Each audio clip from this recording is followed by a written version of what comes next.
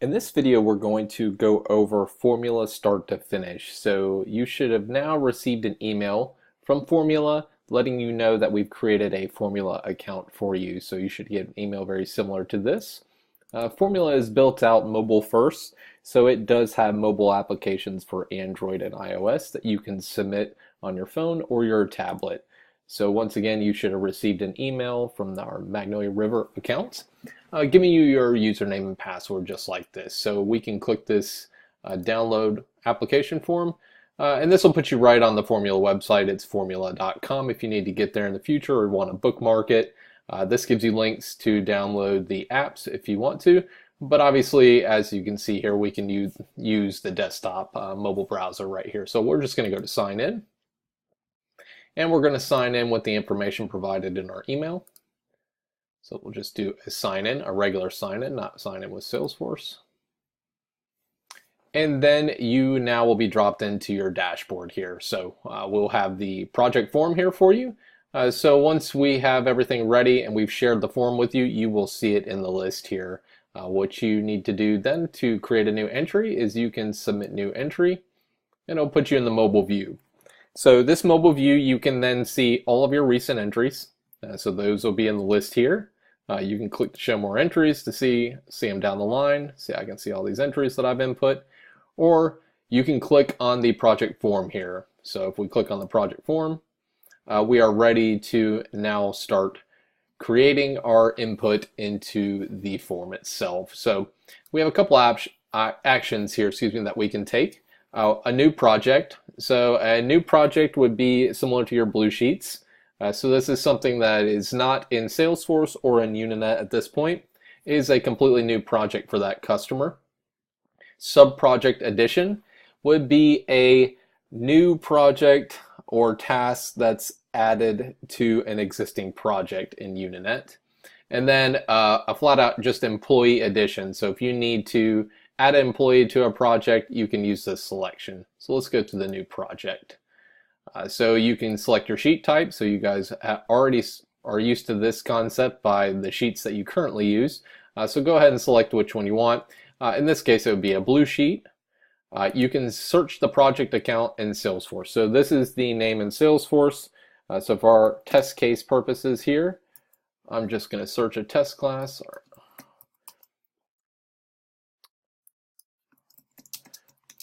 I think it's in the system as fast slow motion. So name of our company. So we're going to pick our company. So you could search for anything in there and it's going to return it back. So whatever the customer's name is. The opportunity in Salesforce. So you can search for the opportunity here as well if you know the opportunity. This is going to filter down by the project account you've selected. So you can see we only have one opportunity in the system. This test opportunity that we've created.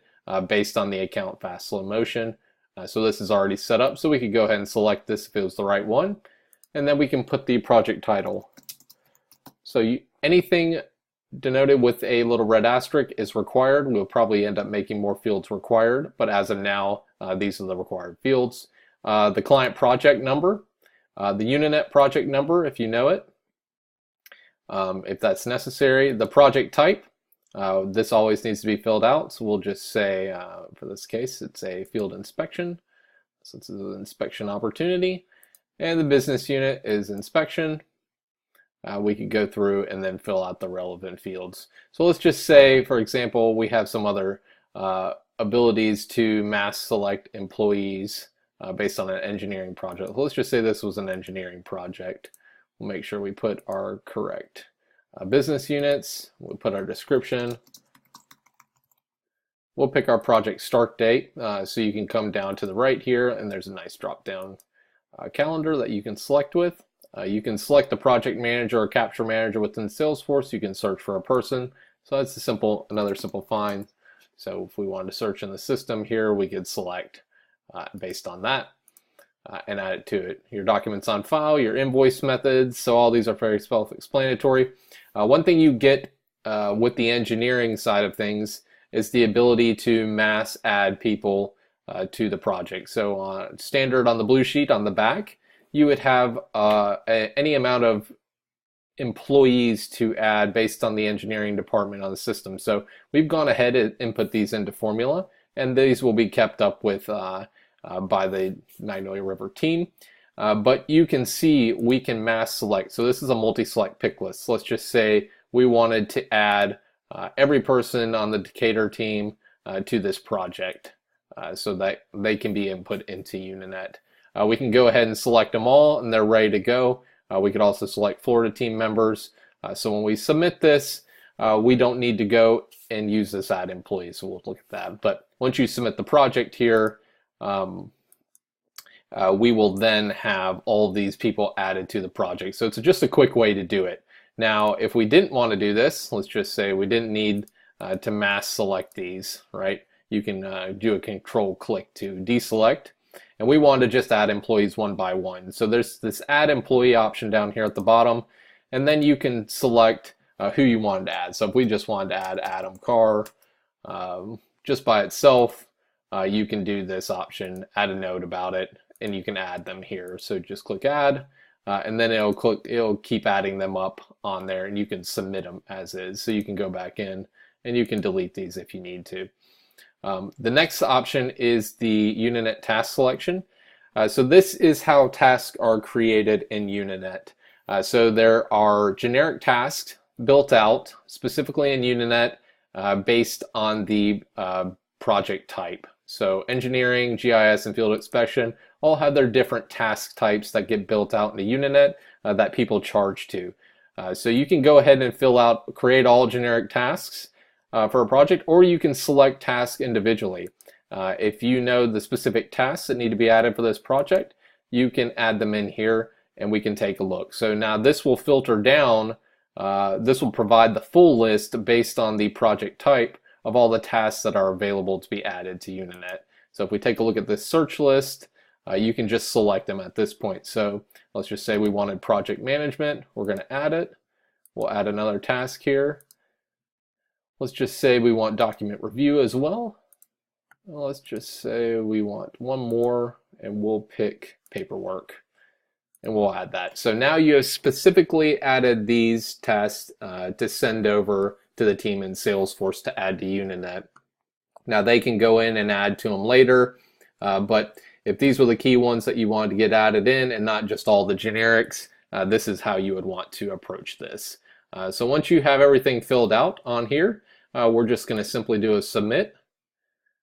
And now this record has been transported into Salesforce. So if we take a look in Salesforce, the team will then get a notification that you submitted a form. You can see it right here. This is our blue sheet that we sent in.